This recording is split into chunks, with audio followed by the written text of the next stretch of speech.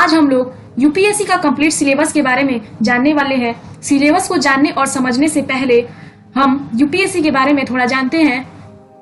UPSC का full form union public service commission है, हिंदी में संघ लोक सेवा आयोग। संघ लोक सेवा आयोग भारत के संविधान द्वारा स्थापित एक निकाय है जो भारत सरकार के लोक सेवा के पदाधिकारियों की नियुक्ति के लिए परीक्षाओं का संचालन करता है। इसका मुख्यालय नई दिल्ली में है।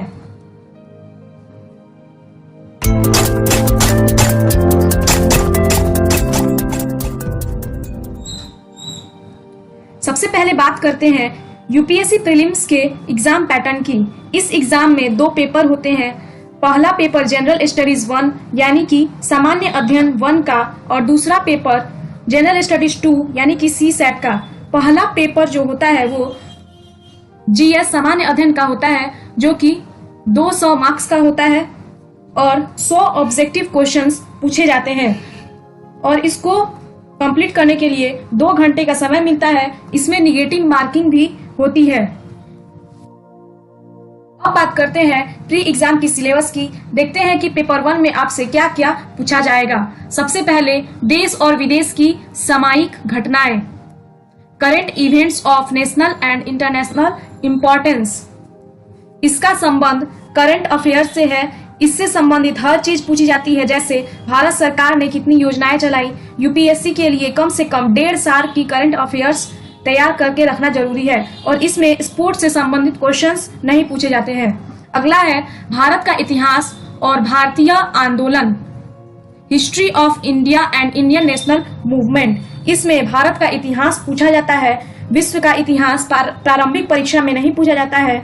भारत के इतिहास के बारे में तथा भारतीय आंदोलनों के बारे में अच्छी जानकारी होनी चाहिए और हम लगातार इस सब्जेक्ट पर वीडियो ला ही रहे हैं।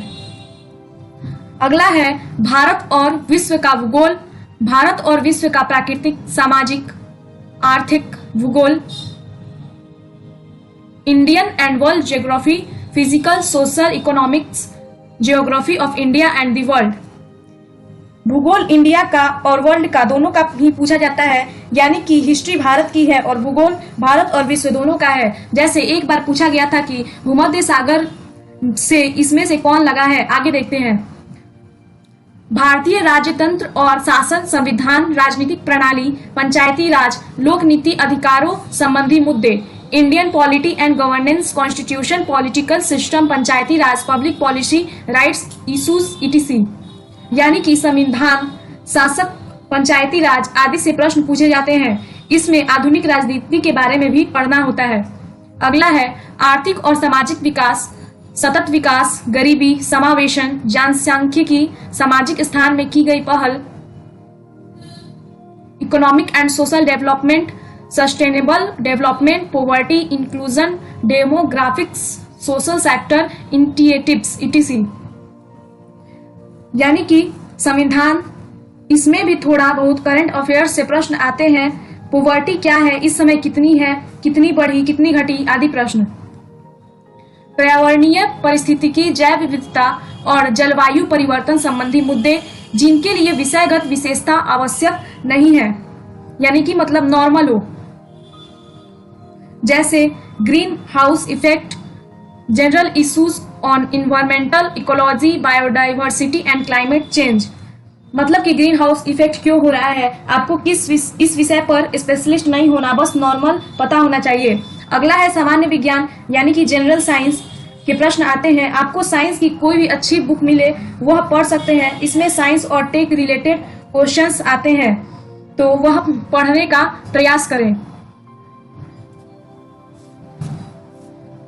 प्री का दूसरा पेपर सी सेट का होता है। सी सेट यानी कि सिविल सर्विस एप्टीट्यूड टेस्ट। यह क्वालिफाइंग होता है और 200 मार्क्स का होता है और 80 क्वेश्चंस पूछे जाते हैं और इसको भी पूरा करने के लिए 2 घंटे का समय मिलता है। अब बात करते हैं कि पेपर 2 में आपसे क्या क्या पूछा जाएगा। सबसे पहले बोधगम्यता यानी कि कॉम्प्रिहेंशन। इसमें कॉम्प्रिहेंशन पैसेज पूछा जाएगा जिसको बोधगम्यता बोलते हैं, यानी कि समझने की योग्यता या बोधन क्षमता। अगला है संचार कौशल सहित अंतरवैयक्तिक कौशल। Interpersonal skills including communication skills. संचार सूचना भेजने की एक प्रक्रिया है और अंतर वैयक्तिक संबंध दो या अधिक लोगों के बीच का संबंध है जो व्यावसायिक मेलजोल पर आधारित है। इन दोनों कौशल का स्किल होना चाहिए। तार्किक कौशल एवं विश्लेषणात्मक क्षमता, logical reasoning and analytical ability. तार्किक यानी कि तर्क का, इसमें रीजनिंग से संबंधित क्वेश्चन पूछे जाते हैं। विश्लेषणात्मक यानी कि विश्लेषण करने की क्षमता, यानी किसी चीज को एनालाइज करने की क्षमता होनी चाहिए। अगला है निर्णय लेना और समस्या समाधान, decision making and problem solving. निर्णय लेना की यानी कि निर्णयन एक महत्वपूर्ण कार्य है, क्योंकि जो कुछ होता है वह निर्णय के द्वारा ही होता है। तो आप में निर्णय लेने की क्षमता होनी चाहिए, डिसीजन मेकिंग की क्षमता होनी चाहिए कि किसी भी सिचुएशन में किस तरह प्रॉब्लम को हम सॉल्व करें। सामान्य मानसिक योग्यता, जनरल मेंटल एबिलिटी। इसमें आपसे ऐसे क्वेश्चन पूछे जाते हैं जिससे आपकी योग्यता का पता चल सके। इसमें निर्णयन क्षमता से भी रिलेटेड प्रश्न पूछे जा सकते हैं। अंतिम है आधारभूत संख्यायन, संख्याएं और उनके संबंध, विस्तार क्रम, 10वीं कक्षा का स्तर, आंकड़ों का निर्वचन, चार्ट, ग्राफ, तालिका, आंकड़ों की पर्याप्तता आदि 10वीं कक्षा का स्तर, यानी कि basic numeracy, numbers and their relations, orders to magnitude ETC, class 10th level, data interpreters, charts, graphs, tables, data sufficiency ETC, class 10th level. यानी कि इसमें 10th लेवल के कुछ बेसिक मैथ जैसे numeracy, tables, data, charts, graphs आदि पूछे जाते हैं। तो इसी के साथ वीडियो को एंड करते हैं। जल्दी से सब्सक्राइब करो और बेल आइकन पे क्लिक करो।